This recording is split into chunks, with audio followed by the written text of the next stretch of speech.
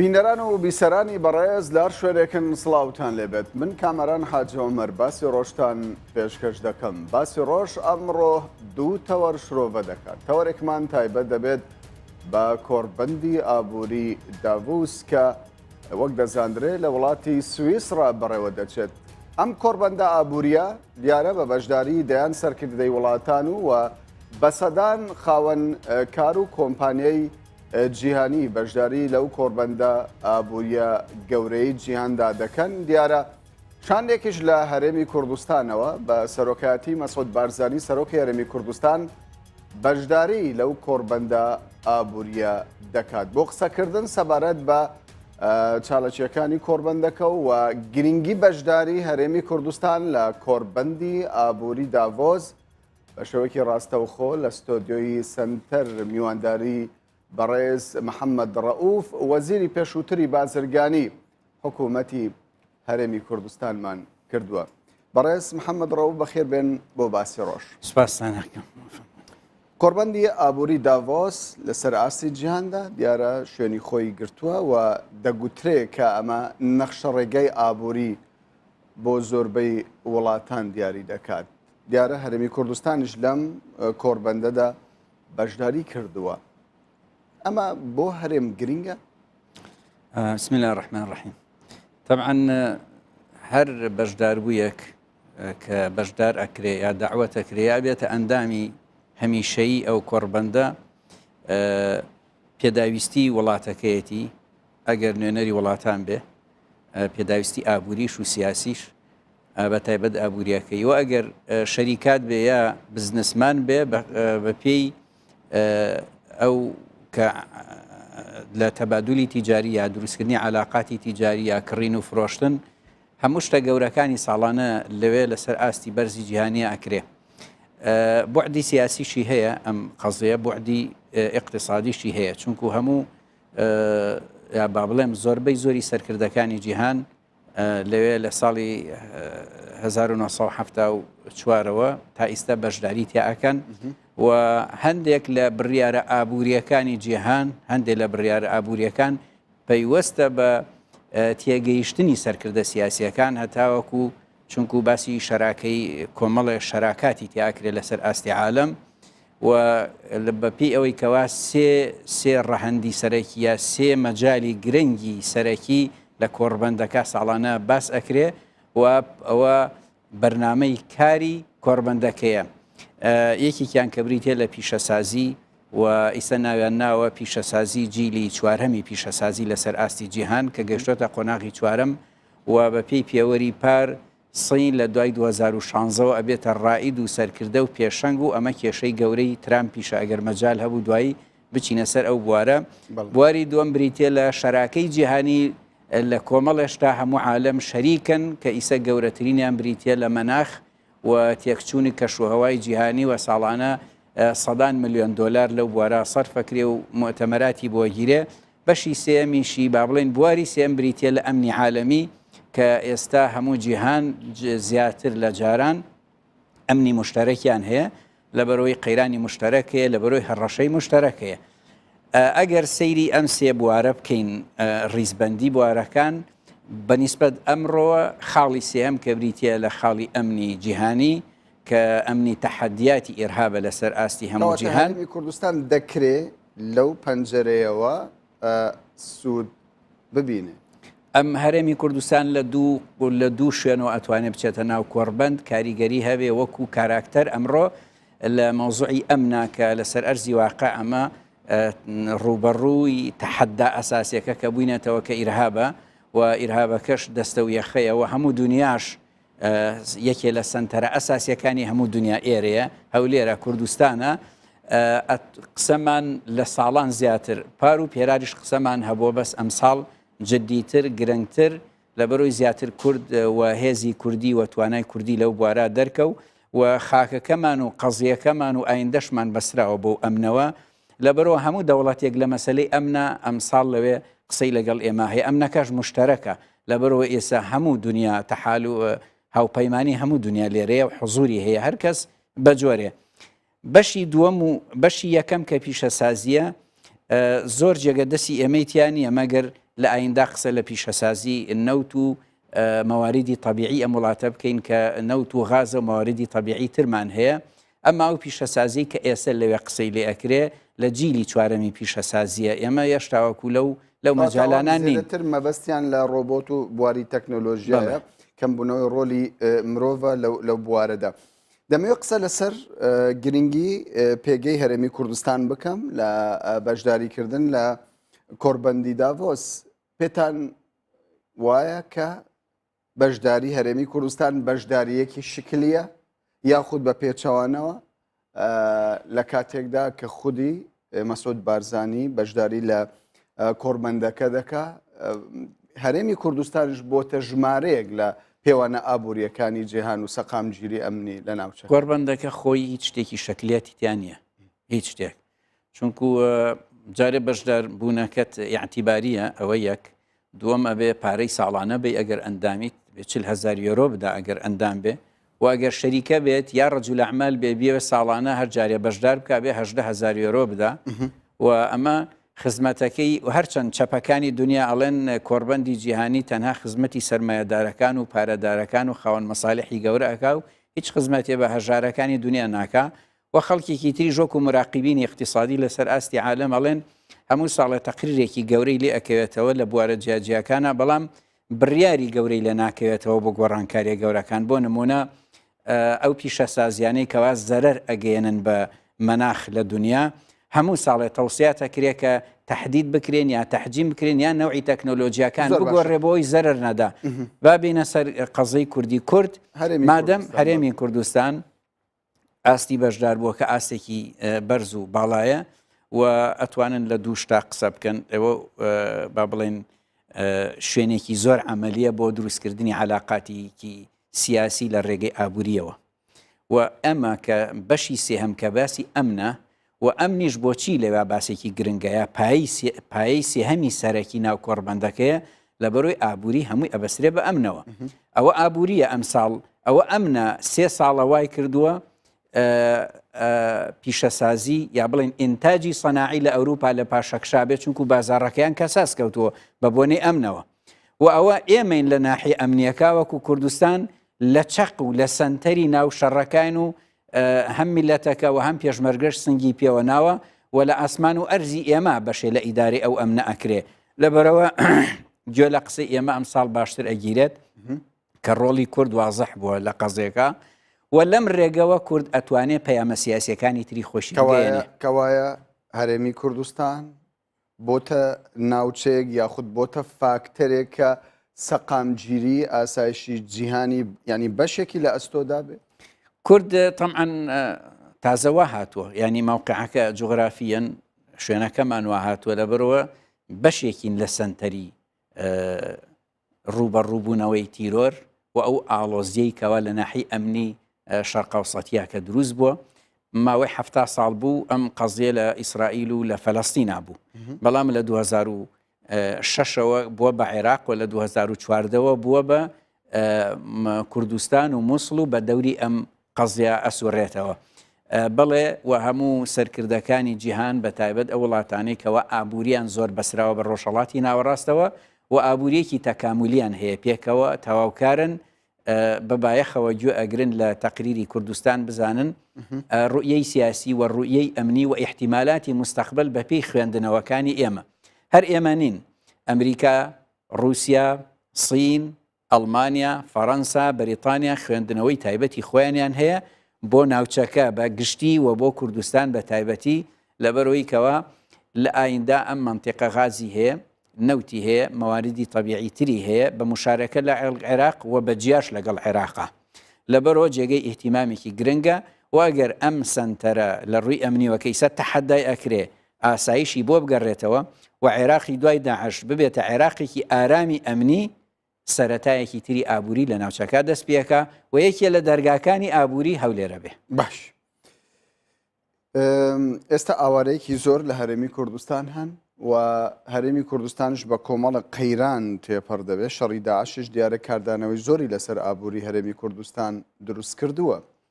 لەم کۆڕبەندەدا، لەم گردبوونەوەی گەورەیە ئابووریەدا هەرێمی کوردستان دەتوانێت چ قازانجێک بکە؟ هەرێمی کوردستان قازانجەکەی ئەوەیە کە ئەبێ من نازام چی ئامادەکراوە لەوێ ینی چی پێشکەش ئەکرێت چی عرضەکرێ چونکو وەکو هەموو مؤتەمەرێکی تر دوایی بەشبەشە چ پرزنتەیشنێک ئامادەکراوە بەڵام ئەبێ دۆخی ئەمنی دۆخی ئابووری و ئەو وەزعیکەوا بەسەر کوردستانە هاتووە ئەو بارگرانەی بە بۆنەی مهاجیر و کۆچبەرەکانەوە کۆچ کورد و کۆچ پێکراوەکان با بڵێن بە ناوعێکی تر کەوتۆتە سەر هەرێمی کوردستان ئەبێ ئەوە عرضکە بۆ دەوڵەتەکان و داوای یارمەتیش بکەن لە هەموو ئەو دەوڵەتانی کە لەوێن شەریکاتی گەورەی لێ و زۆربەی شەریکاتی عالەمی لێ و هەموو دەوڵەتەکانی جیهانیشی لێ ئەتوانرێت لە ڕێگەی ئەو لینکانەوە دروستکرێ هاوکاریەکی باش بۆ هەرێمی کوردستان کۆکرێتەوە حتمما راپۆرتەکانی وڵاتانی گەورە لەوێ زۆربەی راپۆرتەکان ئاماژە بە هەرێمی کوردستان واقعەکە ئاکا ئەکرێ ئەو راپۆرتانەش بقۆزرێتەوە و ئەکرێ بۆ ئایندە لە ئێستەوە لەگەڵ ئەو شەریکانە بۆ دوای داعش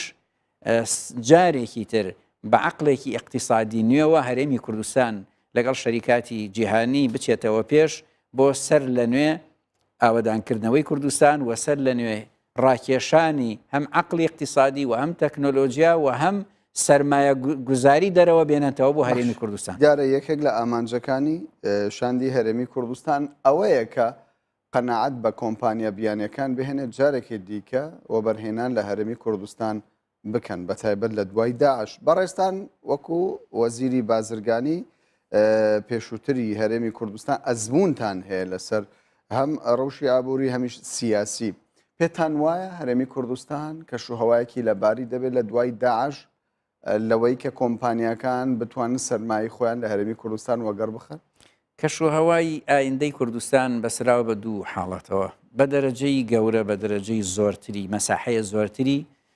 دۆخی سیاسی ناوخۆی هەرێمی کوردستان و پەیوەندی سیاسی بینی لایەنەکان و یەکلایکردنەوەی ئەو وەزع چەق بەستۆی کە لە هەرێمی کوردستانە هەیە ئەمە ئەگەر چارەسەر کرا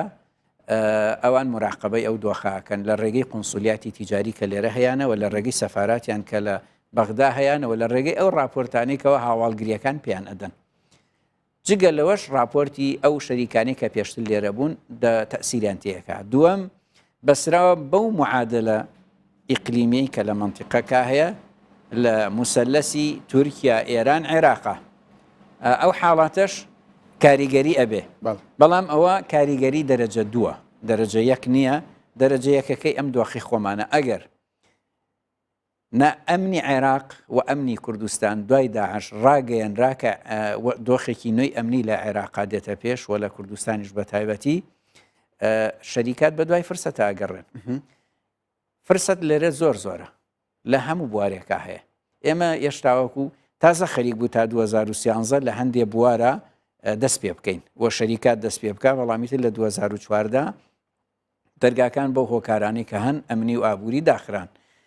ئەوانە بە دوای فرەسە ئەگەڕێن فرسەی ئەمنی لەکوێ بوو ئەوان فرسەکانی خۆی لە دوای ئەمن ئەدۆزنەوە لە ڕووی ئابووریەوە یعنی پێویست ناکات زۆریش خۆتی بۆ هیلاکەی ئەمن مسۆگەرکە ئیستیقراری سیاسی مسۆگەر بکە ئەمێنێتەوە سەر بنیەی تەحتی با بڵێن ژێرخانی قانونی کە ئێمە زۆر هەژارین تایە و مؤسساتمان لەسەر ئەساسی قانون و پەیڕەوکردنی قانون و جێبەجێکردنی قانون دانەمەزراندووە ئەوە پەیوەندی بە ئێمەوە هەیە ئەوە شتەکانی تر دوای ئەوە ئیتر شتی بچووکن ینی شتی گەورە نین ئەمنی ناوخۆی یعنی ئیستیقراری سیاسی لەگەڵ کەش و هەوایەکی بیئەیەکی قانونی ساز کە ئەو بێت لە بەڕێگەی قانون بتوانێت سەرمایە گوزاری بکە وە کێشەی نەبێت ئیتر کاڵی قانون پێداویستیەکانی ئەو شتەوەکو مەسەلەن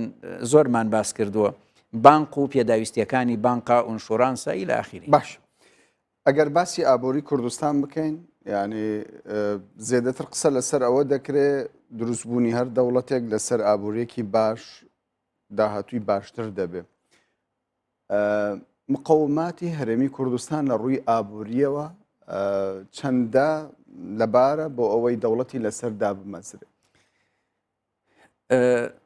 ئابووری کوردستان زۆرم و تۆ ئیسە شەرێڵێم شتێکمان نییە بە ناوی ئابووری لە بەرەوەی سیستەمی ئابووریمان نییە سیستەم بە معنای ئەوەی کە سیستەمێکی ئابووری جێگیرمان هەبێ و بتانی بەپی مؤشیراتێکی اقتصادی بخوێنیتەوە ئەم شتەمان نییە ئێمە ئابووری بالفعلمان نییە وەکو عەرەب ئەڵێ ئابووری بالقووەمان هەیە بەڵام سەرمایەمان ئابووری بالقووە چییە؟ سامانی سروشتی بەڵێ ئەمە ئەوە باسکەم ئابووری بالقووە چییە؟ ئێمە خاوەنی کۆمەڵێ شتین کە ئیسە لە دنیا کەمە یەکێک لەوانە خاوەنی سامانێکی سروشتی بێ ئەندازەین لە غاز و لە نەوت کە ئێشتا غازەکەی سولفی لێ نەدراوەکو ئەیڵێن نەوتەکەشی زۆر سەرەتایەتی سامانی سروشتی تریشمان هەیە وەکو ئەو بیئە پاکەی کە هەمانە و شوێنی گەشت و گوزارێکی بایی ملیارەها دۆلار ئێمە مەجای ئیسیسماری ئەوەمان هەیە لە پیشەسازیە ئێشتاوەکو هەر دەستکاریمان نەکردەوەی کە هەبوو شتێکی زۆر زۆر سەرەتایی بووە ئەوە هەمووی مەجای ئیسیسمارەکە بێن دوایی شەریکات لێرە مەجال هەیە ئەگەر ئیستیقراری سیاسی هەبێ لە ناحەی قانونی و دەستوری وە بچینە پێش ناوخۆ ئامادە بکەین تۆ بالقووە اینجا خەڵکێکی باشی خوێنەواری چاکمان لە ناوە لە دەرەوەی وڵاتی شەیە ئەوە سەرمایەکی گەورەی مرۆیی زانستی ئەتوانین بە تایبەت ئەوانەی کە بوونەتە تەکنۆقرات لە ناوە یان لە دەرەوە عەقڵێکی اقتصادی باشیان هەیە هەر تەنها فەرموو لە هەندێکیان بکرێت دەستی هەندێکیان بگیرێت لە ڕێگەی سیستەمی بانقی و قەرزەوە خۆیان شتەکان دروستەکان بەڵام ینی مادەم ئێمە خاوەنی ئەو سەرەتین وڵاتی وا هەیە ئەم شتانەی نییە هیچ لەمانەی نییە تەنها مرۆڤی هەیە خاوەنی ئابوووریەکی زۆر پێشکەوتووە ئێمە مرۆڤەکان ساغڵەم کەین جارێ لە ڕێگەی ئیستیقراری سیاسی و ئەمنی ناوخۆیمانەوە هەموو مەجالێک لە کوردستان هەیە لە ڕووی ئابووری هیچ کێشەیەکمان نابێت باشکەواتە ئامادەسازی باشێ لە هەرێمی کوردستان لە ڕووی سامانەوە بۆی کە توانا هەیە نە ئامادەسازی توانای باشەیە بەڵێ کەواتە ئامادەسازی نەکراوە ئامادەسازی ئەوەی ئەو ناوخۆیە ئەبێ زوو دەست پێش داعش و پێش ئەم مەزعی عێراق لەم چەند مانگە ئەبێ دەست پێشخەری بکەین تا ئێمە تا دافوسەکەی تر تا ساڵێکی تر ئەم کاتانە ئەبێ خۆمان ئامادە بکەین دافوسی 2010 بە ئەوراقێکی ترەوە بتوانین بڕۆین ناوەخۆ باس لە ناوەخۆ دەکەیت ینی چەند جارێکە باس لە ناوخۆ دەکەی وەکو بڵێ ئەمە فاکتەری ئەساسیە ئەساسی هەر هەنگاوێک بێگەر لە داهاتوودا لە هەرێمی کوردستاندا بڕیاری لەسەر بدرێت بەڵام پێتوانیە ئەم چێبڕچێ سیاسیە لە هەموو وڵاتێک لە هەموو شوێنێک هەیە تەنانەت ئێستا ئەگەر ئەمریکا بە نمونە بهێنینەوە یعنی لە نێوان کۆماریەکان و دیموکراتیەکاندا بۆشایەکی زۆر هەیە ینی ئەگەر بڵێ دیموکراتەکان و کۆماریەکان هاوڕان هەموو خەڵکی ئەمریکا تڕان بە سەرۆکی خۆی دەزانن ینی تا ڕادەیەک وانی ینی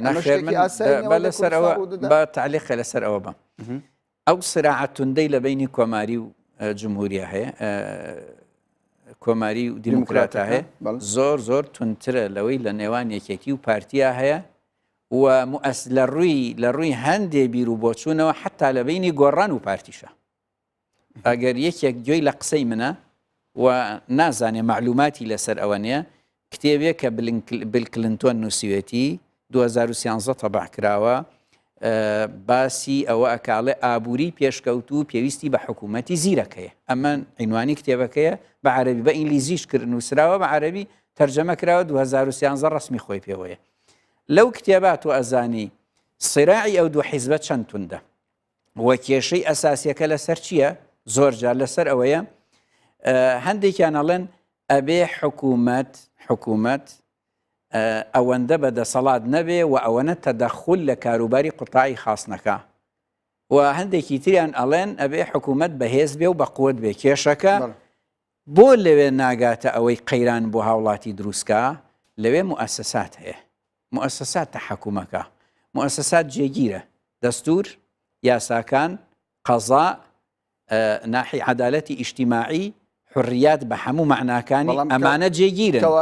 دەوڵەت هەیە لەوێ لێرە لە بەرۆی دەوڵەتمان نییە کەواتە لە کوردستان ینی موسسات نییە دامەزراوە نەخێرنیمانە موسساتێکمان نییە نەحیمایی عەفش نەحیمایی سیاست بکە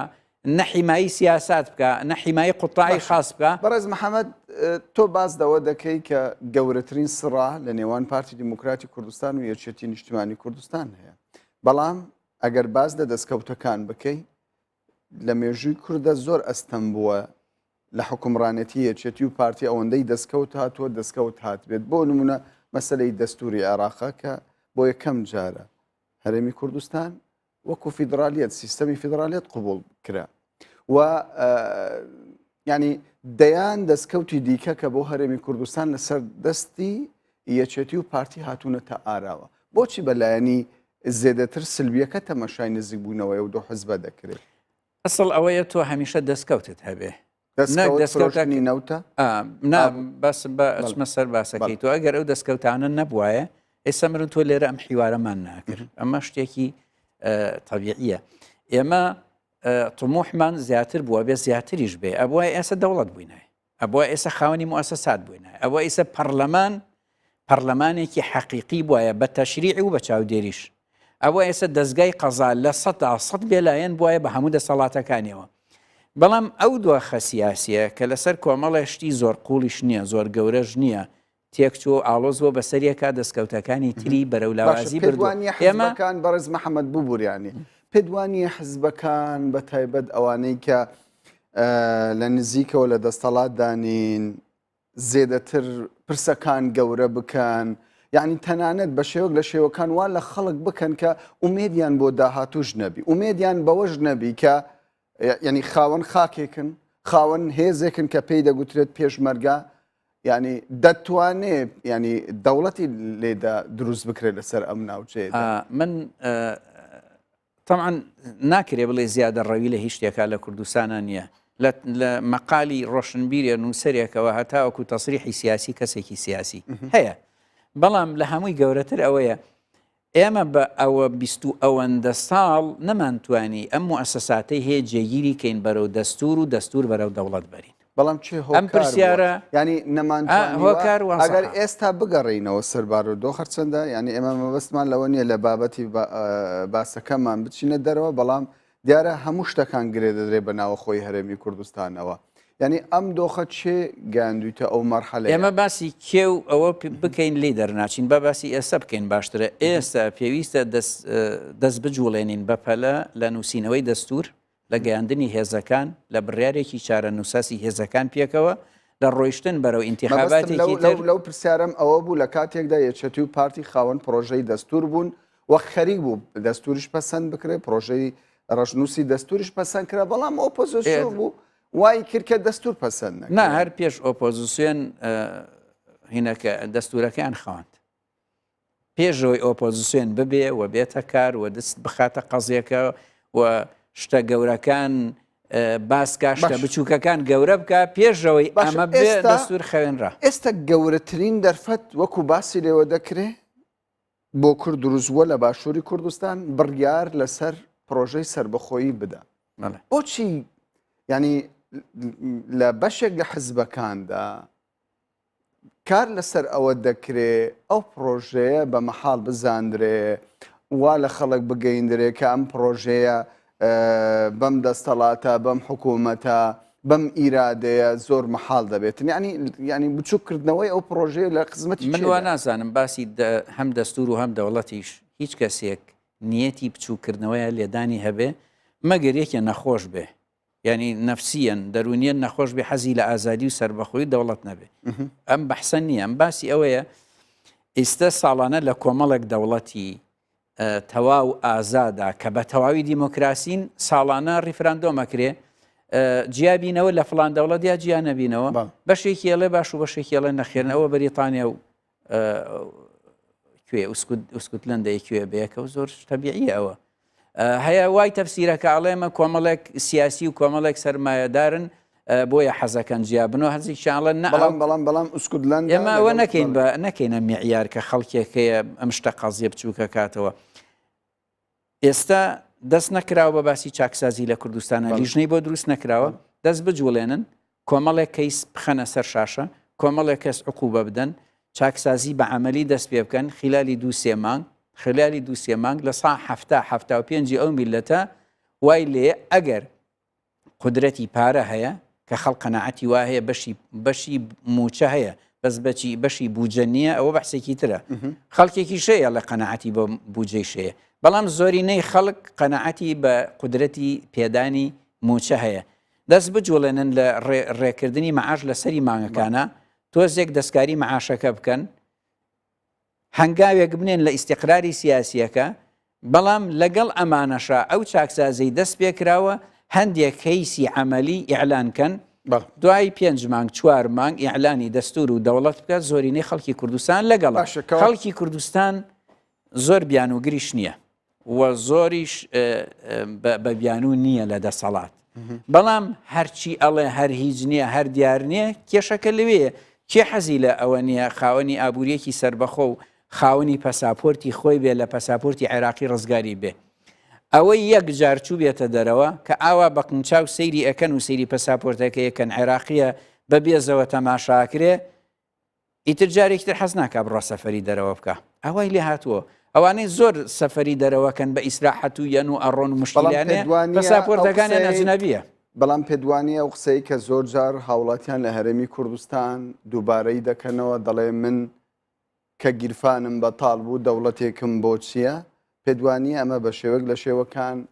بەمانەی ئەوە دەیە کە ئەم هاوڵاتیە لە ڕووی ئینتیمای نەتەوەی نیشتمانی دامەڕێن من وە قەناعەتم وانە ئەوە موظفێکە یا مامەسایەکە فێرکراوە بە مانگی ملیۆنێک ملیۆنێ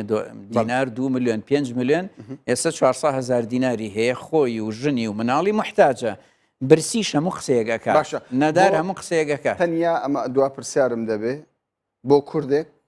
پارە گرنگە یاخود دەوڵەت هەردووکیان گرنگە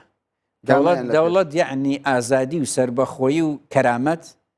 بەڵام پارەش گەشتە حەدی نەداری و برسێتی یعنی لێدانی کەرامەتی ئینسانەکە بەڕێز محەممەد ڕەوف وەزیری پێشووتری بازرگانی حکوومەتی هەرێمی کوردستان زۆر سوپاس بینەرانی بەڕێز باسی ڕۆژ بەردەوام دەبێت بەڵام ئێستا دەچینە ناو بڕێک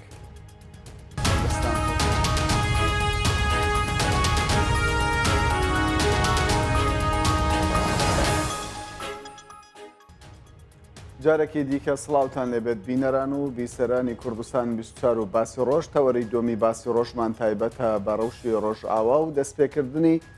هەوڵەکان بۆ دەستپێکردنی دانوستانی ئەستانە لە کازاخستان بۆ چارەسەرکردنی کێشە نێوەخۆیەکانی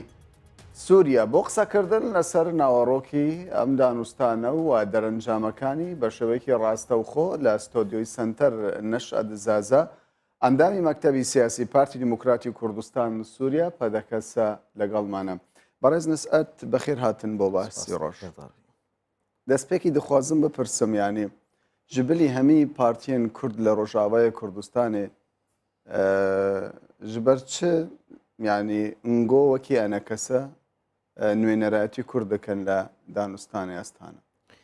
دەستپێکە دەسلااو ڕێز بۆ وا و هەمی تەماشەوانی هێژە هەروەها سەرکەفتن بۆ ملەتی کورد و کار و خەباتاوی هەندێک کوردستانە سووریەدا حقیقەت ئەس دەبێژم ئەگەر مرۆڤ جانبی سیاسی لە مێزێنێ ئەوەیە سەرکەفتنەکە بۆ ملەتی کورد نەتەنێ بۆ ئەنە کەسێوەکی بەرپرسێ پرسا ملەتی کورد هەندێک کوردستانە سووریەدا ئەوەیە سەرکەفتنەکە بۆ دیبلۆماسیەتە ئەنە کەسێ di nav opozîsyona Erebî de ji ber vê yekê jî ez dibêjim ye her nav opozîsyona Erebî de û her wiha jî we gotî di nav kesayentiye û dewletê nav cîhanê de ji ber wê jî ez dibêjim ev danûstandinê an hal Estana çêbin giringî ku heye û beşdariya ene kesê jî di hundirê wê de ew jî giringî ku heye giringiya wê neke hebûna pirsa milletê Kurd di hundirê Kurdistana Sûriyê yanî duwatir di ser giringiyê ew beşdarî we diaxavîn nûka min dixwazim bibêjim ji ber çi got hatine hilbijardin ji ber xiyara me ya rastî got em li kêleka opozîsyonê bin em bi guhartina Sûriyê bi giştî re bin em ew wekî encûmena niştîmanî Kurd ew helwesta got em pê dibakin aştiyane wekhevî mafê her kesekî got Sûriye de cî bicî bê ez ji ber wê jî dibêjim hebûna ene kesê hebûna encûmena niştîmaniya Kurd di hundirê va danûstandinê hade ew bû ya fekterên sereke guhişt encûmena niştîmaniya Kurd got di navê de bê xiyara yekemîn wextê encûmena niştîmaniya Kurd helwesta xwe da bi opozîsyona Sûrî re bi guhartina Sûriye giştî Sûriyek nû bû hemî Sûriya ava bibî baş bes yanî hemî hêzên beşdarbû nûênerayetî Sûriya dikin li Sûriye de hêzên serbazîn hêzên askerî yanî ji ber çi tevdem nikarî beşdarî bike em got hêzekê siyasîn û dereve rojava karê siyasî dikin ez bêjim du canib hene canibekî heta wekî îro roj tevdem xwe nedaye diyarkirin wekî muaradaya bi nisbet ji vê rejîma hara ji ber wê jî ew hebûna wê neke li kêlîka rejîmê ew daye diyarkirin wekî xetekî pehn li pa hemî kesayetiyên got îro gotî û rewşa Sûriyê تماشات کن یا جی او گوتی روشا سوریه و گوتی بريفت بن اف دولت افضل هیزن و گوتین مزن ایگو حاضرن دوی مثلا هنا کده او هاتیه دیار کرن گو تف دم هف بندی کوی برژیم سوریه رهج لو راجی اد بیجم لبا خلق کی جی هي او جانبی هنا که نمعقوله باو و کر هر دو حاضر ببن پاورا اد دواجی اد بگلک استنگیجی بود تف دم هنا ترکیه بخوجی وکی زلهزک مزن وکی او کسایتی گو پروژه گوهرتنا سوریه بريفت بي او وكي روس نقبنا دكفانا دا ايغو راعي نجبي مسألة هنا كيرا اصبح وردكم فشارة قلق مظن سرفي مسألة هنا كيت كي جو تفدم حاضرنا بيتفادان باش يعني نقول دبيجن تفدم وكي معارضة وكي اوبوزيسيون نكاري سياسة بك بلام يعني انه كدبينين تفدم كاري خو سياسي دكا سربازي دكا سنوري روج آفاي كردستان دياري دكا بخويني خو مخابن يعني برا هناك روز زلالية بتفهم مسألة هنا كي تفدم حتى وكي روجا ايرو براستي جي تو بروجي كي بو مثلا كردواري يا جي بو ملت كرد يا جي بو نتوا ملت كرد هندري كردستان سوية ده بربشان نكري هرج بروجي كي بو بروجي كي شو او يك جانب هاي وكي مثلا سياسي يعني تشوا ديتا يعني ديتا فيش راس كيرن يعني نو كتفدم دستور بو خود چه دكاتن تفدم يعني هميش تك بو لبرجواندية كرد لروجاوا چه دك توش تك تفدم تي خصنا هيا او تشتين جو تفدم وقتي دغهار تمام جي امزان تفدم د سپیک د پروژه نه کپچرنګي بو پاشویرا چوغهارتون ته کرن و دومای که چوغهارت ندیل سر کرن اوایز دی چارجرا تفدم وی کراسه هنا که کراسه کی خود کی کراسه کی جید کی یعنی اوایت دیار کرن گو تفدم نکاری بو پروژه کی بو ملت کرد هندره کورسان سویده مثلا خوینه و شهیدان اوای کس نکاری و مثلا هنا که نزیک به له جهه مخابنیه براستی گو اف شهید هانا که اف خوینه هانا که گو حتی و که ایرو تیر جاندن بگو براستی جی دکاره به برجواندین ملت کرد جی بجی که یا جی بگو دکاره به جهه کی خو د نو دانستاندن سیاسی د چید به هندره کردستان سوی د بگو دکاره به حقیقت به یک جوان فکترن سرکه گو او جی دکاره به دانستاندن نفت خلکه ده بکش بروه که جی نتیجه دانستاندن گو تف دم آن ها برژیم رد که بو صدمکی گلکی گرنگ و خلق کل دوجیه بسکنه ایرو روش دانستاندن خلق رژیم مرد که دو جانب هنه برای من روحنه کی زلال معارضه هيا رژیم هيا کسی بسر معارضه و گوتی دیارن کسی بسر رژیمی و دیارن حتی ایوه تاوکی روژا ایرو پیا تفدم و لانگره وینا که خونه دانه دیار کرن گل هم بری و رژیم هانه یا جی و گوتی خود یه خواسته کار و خواندن وی رژیم نه بو آوا کردن سویه باش اگر تفدم دیگه رژیم پیوندی و تکلیوی هبن جبرچ نکاری بیتا دانستانی استانه يعني نقول كارين بجداري بي دانستاني بكن نوينري وهنا بله يعني جبر شي تفدم نكاري اگر بشار اسد هاري كاري وان بكر بشار اسد هاري كاري وقت كل بشار بخو حاضره يعني نم معقوله دو جانبو كي دو سري تحاضر بي كسي خواتاتنا خو بس اوان كردن بشار اسد نوينراتي هميك يعني زيادتر علوي دي بشار الاسد ايرو جانبي كي وقتي بهتر تمثيل خلق تمثیل خود که وکی رژیم گو هیا و هر وقت تمثیل کسی گو پشتوان یا جی پابندن پیرا دبن ماسیرا اف جانبه که جانبه دی معارضه حاضر به معارضه ام وکی انجمن اجتماعی کرد بشکش به معارضه هناکنه او معارضه هناک دیاره چکینه او بشن لشکری جانبه که اف دانستان نگو چید بند وی اطار هناک ده بش سیاسی جی ایگو حاضرن آنها ائتلاف يعني ائتلاف جي حاضر دفادان وسطان هذاك اللي نبي نافي خو بنابني كسايتي او كسايتي انا قبل ائتلاف راني يعني جدايه ائتلاف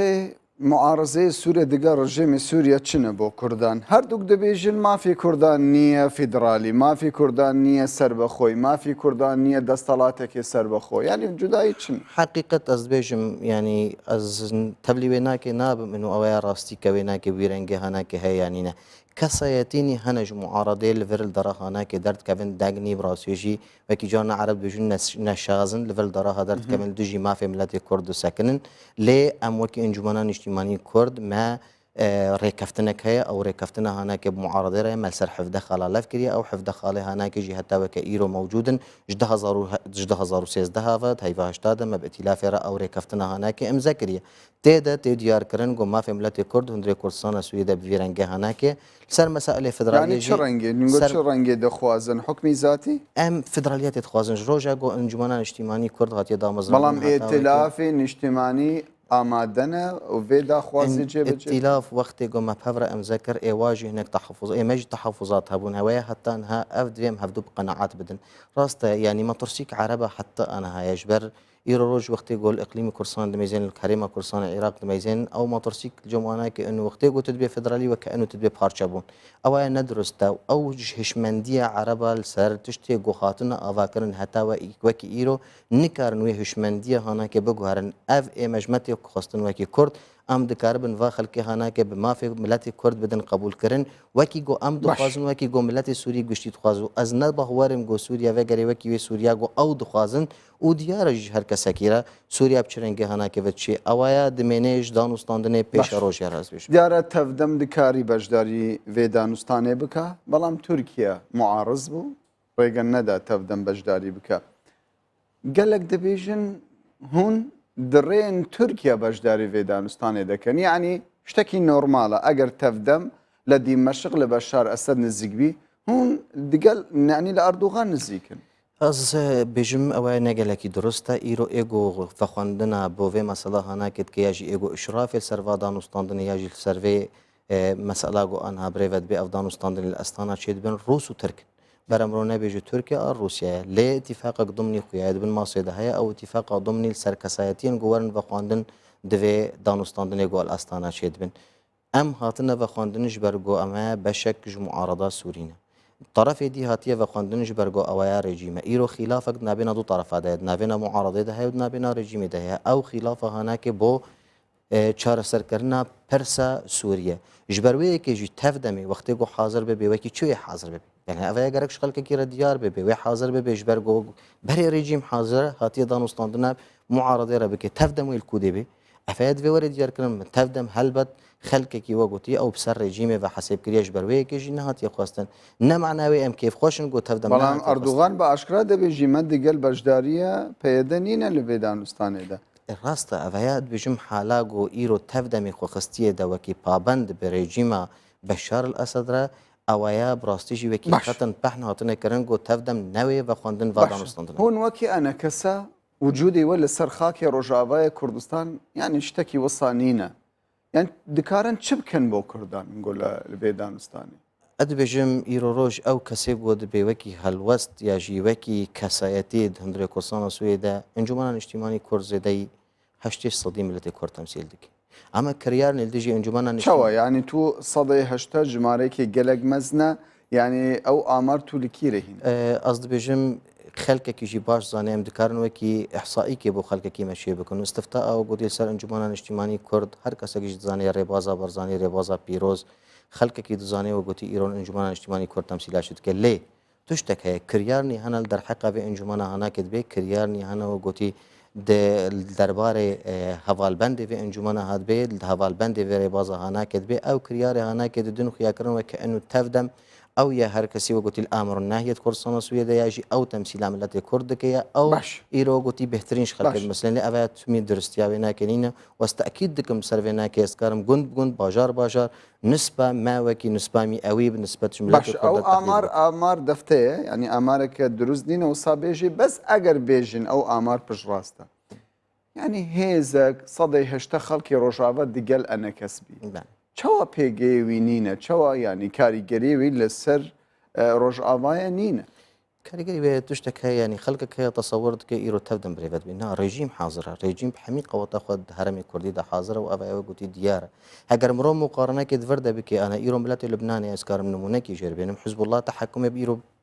بلبنان تماميت كي لقروا قلت حزب الله وخلق الشيعة يقول حزب الله ده أوش صدي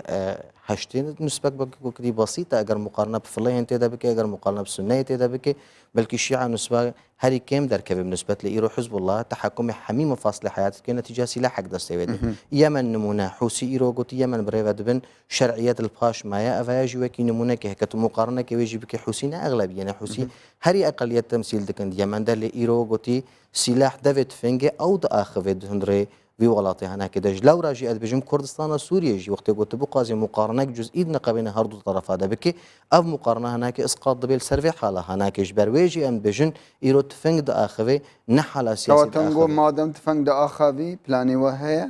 ئەو پێشمەرگەین ڕۆژاوا جارێکی دنمستە کوردستانی حکومەن سووریا پلانی من سەردە ئاستا سەرسێ ئاستا هەیە پلانی مە ئەها ئیرۆ ڕۆژ وەکی سەر ئاستا دیبلۆماسی و ئەڤایژی حەزر بوونامە بەشدار بوومان ئستانەدا ئەوەیە مقدمەکە بۆ جنێڤێ ئەو یەکش حالا دیبلۆماسی تەکید کێ بۆ ئەنجومەنان نیشتیمانیە کورد دکاری بۆ هەلوەستا خۆ کاری بۆ هەلوەستا ملەتی خۆ دکاری بۆ وێ سیاسەتا گۆسەرد مەشی خۆ بگهێنێ دەبەرا گۆ خەڵک دخوازی و ملەت دخوازی و ئەمژی پێ دخوازن یعنی ئەو بژاردە دەفوە هەیە حکومەژیل دەمە هەیە پێشمەرگەژی ئانا ئەوایەت کورسانە عێراقیدا ئەو خەلکێمە ئەو هەواڵێمە ئەو پێشمەرگە ڕۆژ ئاواین کوردستان ئێگو ئان هاتێنە پەروەردەکردن ئەو سەروی مژارێهاژی یا سەروی پرۆژەیە هاناکێژیم کار دکن ئەوژی حاضر بوونا گاناکێ بۆ پێش ڕۆژە سوبایە وش بۆ حالا براستیژی ئەو حالێن ئینسانی یاژی مەسەلا حالا ئیغاسی پرۆژەیەکی ئەنجومەنان نیشتیمانی کورد تایبەت نێزیک و نەدورجی هەیە سەروێناکێ کار دکێ بۆ بکێمایی دکار بێ حیفاظی سەر خەلک و خاکی خۆت هەندێک کوردستانە سوید باشە حتا ئەگەر ڕێکەفتنەکێ سیاسی لە ئەستانە هاتە چێکردن یعنی هەنگۆ لە خاکێ ڕۆژاوای کوردستانی یاخود کوردستانی سووریا نینە یعنی چاوە جێبەجێ دەبی ئەو ڕێکەفتن قصد پێوەکە ئەنجومەنان نیشتیمانی کورد نه ئەنجومەنان نیشتیمانی کورد سەرعەردەیە و خەلکە وێژی سەرعەردەیە ئەمە خەلکێکی تە ئیرۆژ سەدی تکارێ بێژی خەلکی سووریش سەدی زیدەی شێستی دەرکەتی نەت بەڵام دەستەڵات لە دەست پێدێ تەفدەمە هێز هەمی دەست تەفدەمە یعنی ئەنگۆ چ دکارن دەست هەلات حالا مؤقت شکلەکە حالا ئانی شکلەکە و حالا پێشە ڕۆژێک بۆ تەوافقاتی سیاسی نەقەبێنە زلهێزن مەزم دەچێت بن ئەو تەوافقاتی هەناکێت بن بنگەها ئاواکردنا سوولیا پێشە ڕۆژێ ئەف دەستهڵاتە هەناکە وێ نکار بێ بەردەوام بکە ئەگەر تو تەوافق لەسەر سیلاحی وێ ناکە نەبێ یان یەکژ ئەساسیاتە وەختێ گۆ لەبنانیە لەفت کرد سەر سیلاحی حزب الله ئەو تەوافقە و گوتی نیشتیمانی هەبوو سەروی چەکداریە هەناکە ئیرۆژی تەف دەمێ ئەگەر بەvê عقلیە هەناکێ کار بکە و نکار بێ و گوتی هەڵوەستا خۆ بگوهرێنێ و نکار بێ نێزیکی پرۆژەین کوردایەتیە ببێ و پرۆژەین ملەتی کورد هەندێک کوردستانە سویە دەبێ و نکار بێ بڤێ رەنگە هەناکێ بەردەوام بکەش بەرگۆ سووریا و تەوافقێک سیاسی ئیطارێکی ناف هەمی کەسایەتیان سووری دەچێت بێ نەتەنێوەکی کورد وێ منطقەی دەبێژن یانێ تەفدەم لە بەرژەوەندیە کورد کار ناکە یعنی هەر تەفدەم نەبوو هێزینوان نەبوو پێدە نەبوو کاری ینی کورد ڕزگارکە لە مەترسیێن داعش نه تشتك هي انا او حالا جو انا تبدا ميالتو سر مثلا داعش تدويجي او جدايه حالا سياسيه قول سر عرضي جي بي جي دبي او حالك دي جدايه جمره يعني دخوازم شبكه تبدا بيجي توا انا كسنغورن همي روجاواي كردستان بوبي تبدا ما قال لك ريكفتن تبدا ميركرون تبدا من قريب الواري كفتني انا كي خوي دركبد دو بروجي سياسي بالنسبه بروجي كردي خوسته كاملتي كردن دي كردستان سويدا ما بزلالي جي تبدا ميرا امذكر لي تبدا من قريب وي بروجي انا كي جي بارسي كريارن گو تف دمت که ایران نسبت گویی تکاری بیش صدیش زیادی شستیش خلق ماهشت گو پنابر بیش کورسان سوی در کوی چار اولش کریانه چار ایران زیاده ضغطك فشارك زیاده سر خلق موخا کامت که اوه حمیجید کوی اطار والا کرنا یعنی کردستان سوی ده دپیت حسی گو اف حالا هانا که وکی مشروع کی وکی پروژه کی پیشتی خواستن گو هندروی کورسان سوریه والا به و افعال جزراره که لقضیه کردید که تشتی گوتی خواستن ایروروج هر دو طرفین سیاسی بحق قد بيجم تأكيد که گوتنا گو نسبت معارضه و نظام راسته حتی وکی اینها دیتنا واش پرساملت کرد را دیتنا گلکی و گوتی نه ایجابه لی او دیتنا هنر که نتیجه ناکوکین مید نامد افتفگر سیاسی اگو ناکوکین گوتی نامد های او بوی صدام و صدام اساسی تفدم ادراجی بیاره هنر زور باشه يعني ما بين وسر جوينة أستانا دانستاني أستانا يعني قال لك كز دبيجن يعني هيج جرينجيكي بو كردان نية تنانت بجداري أنا كسر هندا جرينجنينة چونكي يعني أردوغان دبيجي من هرمكي سر بخو بو كردان لا كردستان سوريا ناخواز روسيا قال لك هفال نينة دي قال أنا كسر يعني إيران تانو كان چنا قوتيه بس دي قال كردان نیه لكردستاني دستكفتي و استراتيجية ولا البيت دانستاني چه دبي؟ استانا مقدمه كش بو مسار سياسي دانستان سياسي جو پیش روج الجنيف هبونا كردا تدج ندوربونا كردا جليستكان سياسي ادبجم سركفتنك مازنا اگر ام دور بن املكون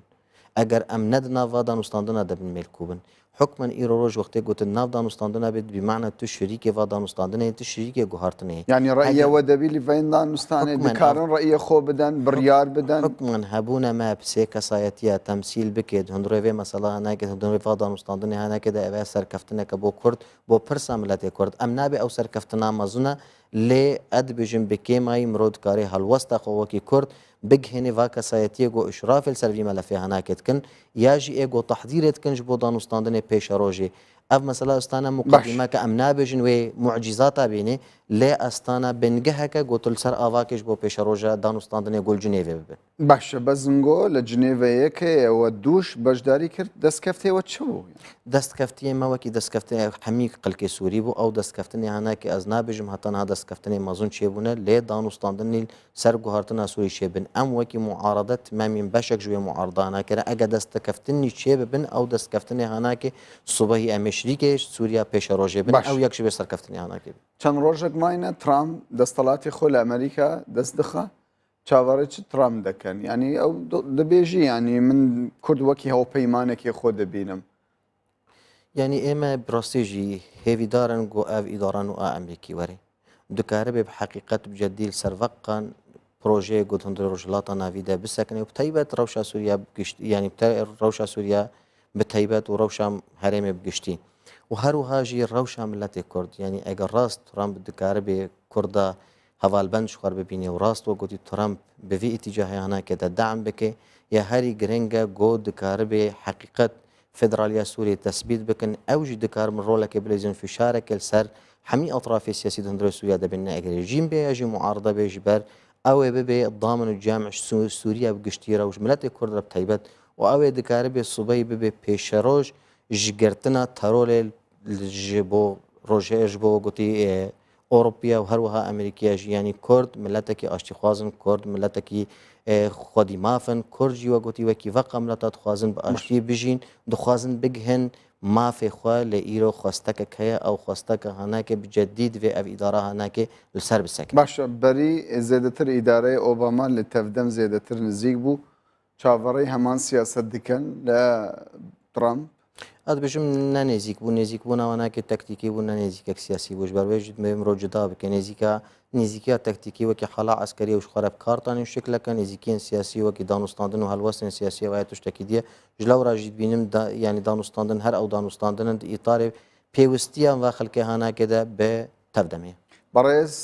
نەشئەت زازا ئەندامی مەکتەبی سیاسی پارتی دموکراتی کوردستان سووریا بەدەکەسە زۆر سپاس بۆژی بینەرانی بەڕێز سپاس بۆ ئێوەش کە لەگەڵمان بوون بمێنن با خێر و خۆشی